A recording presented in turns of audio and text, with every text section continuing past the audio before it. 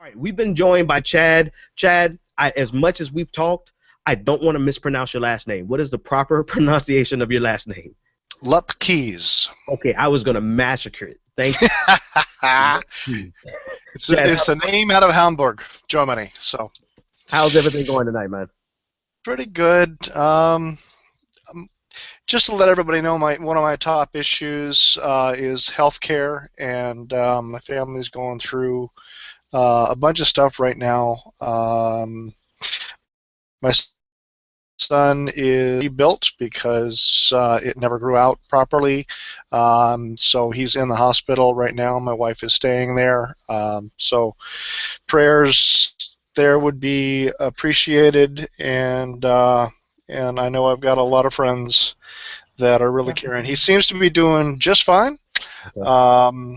And he's in good spirits. He'll be coming home tomorrow, recovering for about 2 to 4 weeks. Okay. But when I first got involved in 2003, it was for a class. It was for a class in college, and then the next week after I attended my very first meeting of the Democratic Party, I was diagnosed with cancer. So I was a little distracted by chemotherapy and radiation therapy for about 6 to 7 months, and then I hit the precinct caucuses in 2004. So I came in with an understanding of just how important health insurance was. And at the time, the number being tossed around during the 2004 election was 47 million people in this country without access to health care, without access to a doctor. And I found that to be an intolerable situation. Absolutely. And so I have been a single-payer advocate ever since, and no candidate in any of those elections that we've had has been an advocate for single payer like Bernie Sanders has, and so I'm in it to win it. Absolutely. Absolutely. I remember you telling me that that your son had to have that surgery. So, man, we're really thinking about you and your family. And no matter, listen, let me tell you, my son has had to have some very minor surgeries, very minor. And no matter how minor it is or how major it is, it just takes it out. It takes the air out of you, man. So we're really thinking about you, and we're all sending well wishes your way and to your son. So speedy recovery and all the best wishes.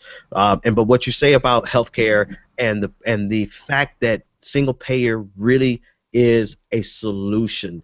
It really is a fix, and I really get disappointed, and I'm sure you do as well, with people who kind of deride it and just kind of dismiss it as something that is a unicorn, that it's fanciful, that Obamacare, as hard as we work, I think anybody in the listeners, we championed Obamacare, but that's not the end all to be all. There is better, there is more, and there's other countries that prove that we can do better.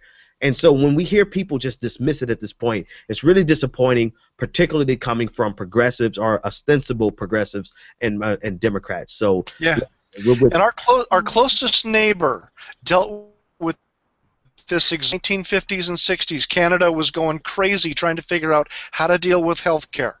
And then one of the provinces decided, let's try a public option. Let's see if that does anything to help the situation. And it did help.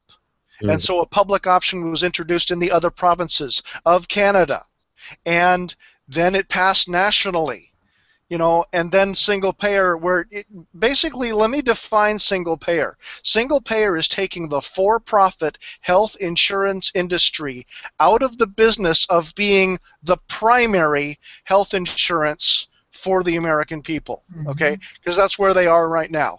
That's what the Obamacare situation was. That's what Hillary Care was in 1993. Right. It was putting more regulations on a private health insurance industry that charges us up to 20% or sometimes even more for things that, hello kitty cat,